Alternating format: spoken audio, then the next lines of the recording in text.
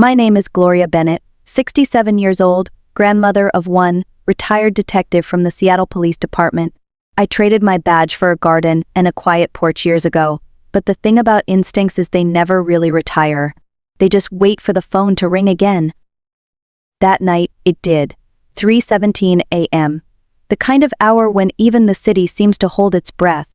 Rain tapped on my window like nervous fingers. The ringtone was faint at first, then sharper, cutting through the dark. I fumbled for the phone, eyes half blind from sleep. "Grandma," a voice trembled, thin as glass. "I'm at the police station. He hit me, but they think I hit him." My heart stopped for half a beat. "Lila, honey, slow down. Where are you exactly?" "I'm in holding," she sobbed. "They put me in a chair. He's saying I went after him, but I didn't. I swear I didn't." Her breath came in short bursts.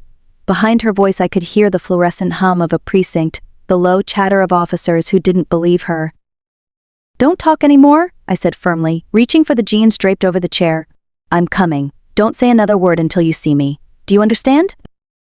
"Yes, Grandma." The line clicked dead. I sat there for a moment, phone still pressed to my ear, hearing the echo of her fear in the silence. Old habits kicked in. I grabbed my worn leather jacket, the same one I'd worn my last day on the force, and my car keys. The mirror by the door caught a glimpse of me, hair in a silver braid, eyes sharper than they had any right to be at that hour. Seattle rain came down steady as I drove, the wipers struggling to keep up. Empty streets stretched ahead, slick with reflections from the streetlights. I kept my hands tight on the wheel, replaying her words over and over. "He hit me. They think I hit him." Derek Walsh, Evelyn's husband, the man who smiled too easily, who spoke to everyone like he was performing kindness. I'd never trusted him, not once. As I pulled into the precinct's parking lot, the neon glow on wet asphalt looked like a crime scene in reverse. I turned off the engine and whispered to myself, "You've handled monsters before, Gloria. Tonight, it's personal." The station looked smaller than I remembered, maybe because I was seeing it through the eyes of a grandmother, not a detective. The smell hit first burnt coffee, bleach, and the faint metallic trace of fear. The kind of scent that clings to places where truth gets twisted before dawn. Officer Brian Chen sat behind the front desk, tapping nervously on a keyboard, young, maybe mid-20s, still wearing that fresh academy pride on his shoulders. When he looked up and saw me, I caught the flicker of recognition in his eyes. "Ma'am, visiting hours are." "Save it," I said, flipping my old badge open just enough for him to read the name. "Gloria Bennett, retired homicide. My granddaughter, Lila Walsh, was brought in an hour ago. I'm here to see her." He swallowed hard. "She's in holding too, ma'am, but her stepfather." "I know who he is," I interrupted. "Show me." The holding area was a narrow hallway washed in harsh fluorescent light. On the far end sat Lila, cuffed to a metal rail with a plastic zip tie cutting into her wrist. Her left cheek was swollen, one eye darkening into purple. She looked up as I entered, eyes wide, trembling between hope and shame. "Grandma," she whispered. I took a slow breath. "It's okay, sweetheart. I'm here." Across the room, Derek Walsh leaned against a filing counter like he owned the place. His designer shirt was stained with a small streak of dried blood near the collar. A thin scratch ran along his jaw, barely enough to sting, but apparently enough to spin a story. He flashed that smug half-smile, the kind that makes your fists itch. "She attacked me," he said smoothly. "Ask the officers. She went crazy." I turned to Officer Chen. "And you believed him?" He hesitated, face flushing. He said she came at him with a knife." "Did anyone find a knife?" Silence. That's when a familiar voice came from behind me. "Gloria Bennett, I'll be damned." Detective Carla Ruse, still sharp as ever, uniform neat, expression colder than steel. We'd worked side by side for 10 years before I retired. "Carla," I said quietly, "good to see someone who still knows what they're doing." Her eyes flicked to Lila, then to Derek. "Let's find out who's really telling the truth." In that moment the air shifted. The game had changed. Detective Ruiz led me into the observation room, a small space with one-way glass and a table scattered with half-finished reports. She looked exactly how I remembered her, calm, analytical, the kind of person who could find logic in chaos. Officer Chen followed behind, notebook trembling in his hands. "Start from the top," Ruiz said. "What do we have?" Chen cleared his throat. Mr. Walsh claims Lila attacked him with a kitchen knife after an argument. Says she's been unstable for weeks, he has a scratch on his jaw and a split lip. I looked through the glass at my granddaughter. She sat motionless, her hands clenched in her lap. And her injuries, I asked. Bruised cheekbone, swelling, a cut on her eyebrow, Chen answered quietly. No knife recovered at the scene. Of course not, I muttered, because there never was one. Ruiz shot me a look. What makes you so sure? Experience, I said. Men like him don't need knives, they use control, charm, and fists. Chen hesitated. There's one more thing. It started just before her 911 call. You might want to hear it. Ruiz pressed play. The recording filled the room with chaos. Derek's voice shouting, furniture scraping, a crash. Lila's panicked breathing. Then his words, sharp as blades, you tell anyone, and I'll make sure they think you're the crazy one. I watched Chen's face pale. He stopped the tape halfway through, unable to listen to more. The timestamp, I asked. 11:47 p.m., he said. Matches the 911 log exactly. Ruiz crossed her arms, exhaling slowly. That's premeditated manipulation. He wanted her blamed before we even arrived. I pointed toward the evidence board. Check the building's hallway camera. If it's a standard Seattle housing model, footage refreshes every 72 hours. We've got less than 2. Jen typed quickly, eyes wide. Footage found Building C, 3rd floor, 11:42 p.m. Derek Walsh dragging Lila inside by the arm, no knife in sight. Ruiz smirked. Guess our victim isn't who he thought. Through the glass, Derek paced like a cornered wolf. The smugness had started to crack. Lila caught my gaze for just a second. Hope flickered there, small but alive. I leaned close to Ruiz and whispered, told you. Evidence never lies. But abusers always do. By sunrise, Ruiz had everything she needed to hold Derek for questioning. But Lila was pale and shaking, her wrists red from the plastic cuffs. I insisted she be taken to the hospital before anyone asked her another thing. Carla didn't argue, she knew that tone from the old days. At St. Mary's, the emergency ward buzzed quietly with the sounds of heart monitors and distant wheels on tile. A young nurse guided Lila to an exam room, and I followed close behind, still half running on adrenaline and coffee that tasted like burnt rubber. When the doctor entered, her eyes softened the moment she saw Lila. We'll take care of you, sweetheart, she said, gentle but firm. They began documenting everything, photos of bruises, measurements, notes in tidy handwriting. Each flash of the camera felt like another small piece of truth being restored.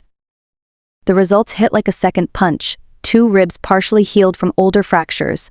A wrist that had been broken months ago. Bruises in different stages of color, new, old, hidden under sleeves. The doctor turned to me, voice low. This wasn't the first time. I nodded slowly, I know. I just didn't see it soon enough. Lila sat on the exam table, hands folded in her lap, eyes glassy. He said if I told, no one would believe me, she whispered. Said Grandma used to arrest people like me, liars. That one hurt. I stepped closer, brushing her hair back from her forehead. You're not a liar, Lila. You're the bravest person I know. The nurse finished taping a gauze strip above her brow, her movements careful and tender. We're required to report this to Child Protective Services and the DA's office, she said. You're doing the right thing. Outside the room, I caught Ruiz waiting by the door with 2 coffees. She handed me one without a word. DA Monica Green's on her way, she said. We're filing charges tonight. I looked back through the small window at Lila sitting under the harsh white light, her small frame dwarfed by the hospital bed. For the first time since the call, I felt the weight settle in my chest, not fear but fury, sharp and clean. I've seen monsters before, I told Ruiz quietly. But it's different when one marries your daughter. By the time we returned to the precinct, the air had shifted. The officers who once avoided my gaze now nodded as I passed. Evidence doesn't just clear the innocent, it rearranges a room. Detective Ruiz had already started her report. On her desk lay printed stills from the hallway footage and the transcript of Lila's 911 call. Derek Walsh sat in interview room 2, pretending confidence while his leg bounced under the table. District Attorney Monica Green arrived moments later, her presence steady and precise. You've still got it, Bennett? She said with a faint smile. We'd worked together on homicide cases 20 years earlier. He's done. We're charging him with assault, falsifying a report, witness intimidation, and tampering with evidence. Ruiz looked up from her computer. You should see his face. He can't believe a teenager outsmarted him. I glanced through the glass wall. Derek looked smaller now, the polish stripped away. When Green stepped inside to read him his rights, he still tried to charm her, calling her sweetheart, offering excuses about discipline gone wrong. She didn't flinch. I'd trained her well. When the cuffs snapped on, something in him broke. He lunged toward the door, shouting, "You think this makes us even? Bennett, you think I forgot what you did to my brother?" The room froze. Ruiz turned to me. His brother. I nodded slowly, the memory rising like smoke. Tommy Walsh. Gas station robbery, 98. 25 years in Walla Walla. Derek was just a kid sitting in the courtroom. I didn't recognize him till now. Derek sneered. He said, "You ruined our family. Guess it's my turn." "Your brother ruined himself," I said quietly. "You just followed the family business." Ruiz and Green pulled him out as he kicked and shouted, his voice echoing down the corridor. Lila, sitting in the waiting area with a blanket over her shoulders, didn't look up. I knelt beside her. "It's over," I whispered. She shook her head. "It doesn't feel over." "No," I admitted, "it never really does, but now the right person's in handcuffs." Outside, dawn broke pale over the city. For the first time in a long while, I let myself believe that justice, though late, had finally arrived at our door.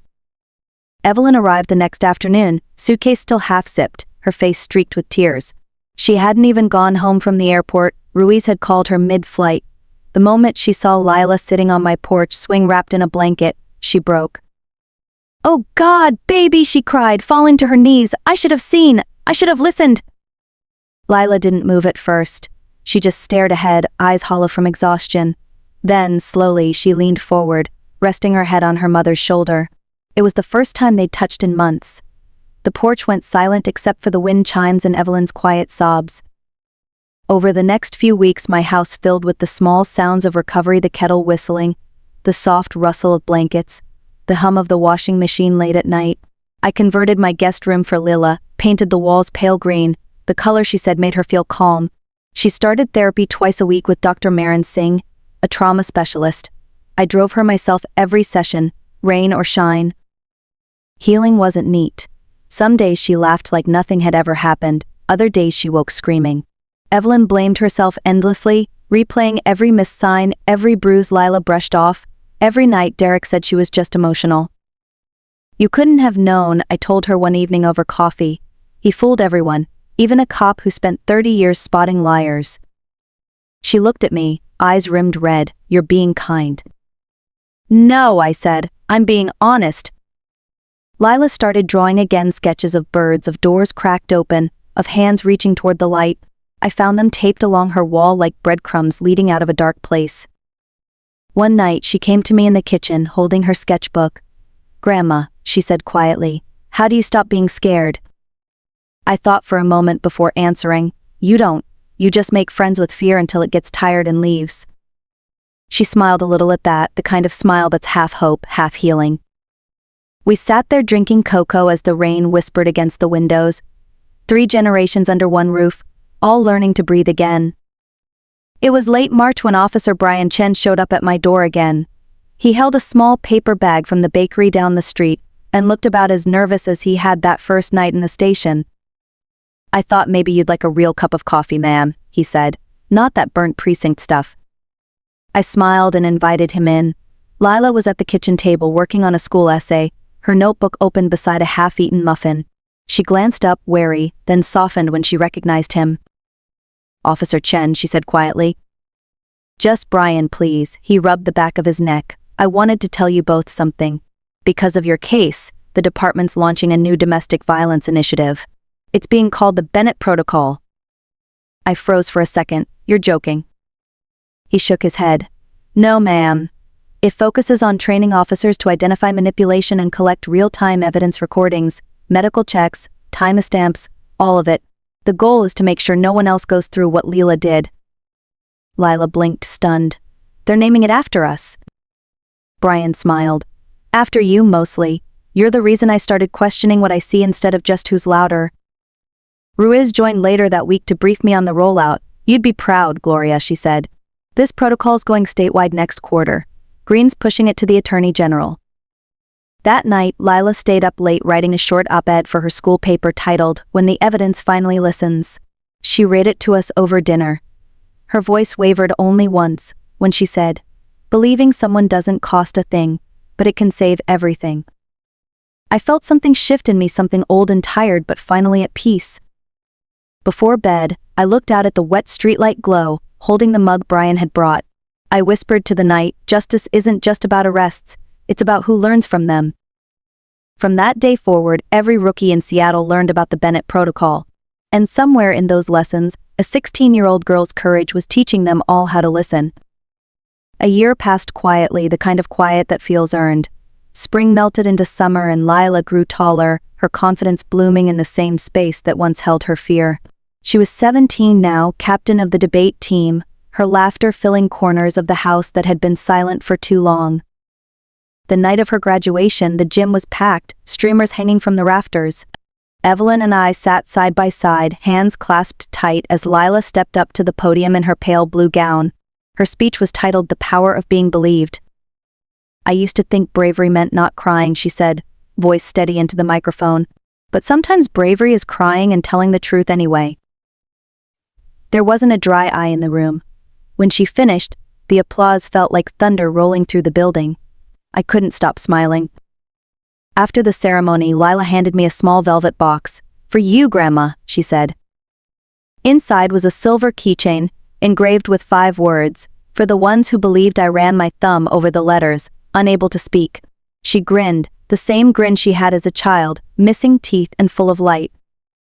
Months later, I heard from Brian again, now Detective Chen. The Bennett Protocol had been adopted in 3 neighboring states. Ruiz sent me a photo from a training seminar. My name was printed on the banner behind the podium. I laughed when I saw it. Life has a funny way of coming full circle. Sometimes at night, when the rain hums against the windows and the city glows beneath the clouds, I sit on the porch swing where it all began. The air smells of wet cedar, and I can almost hear that 3:17 a.m. ringtone echoing faintly in my memory.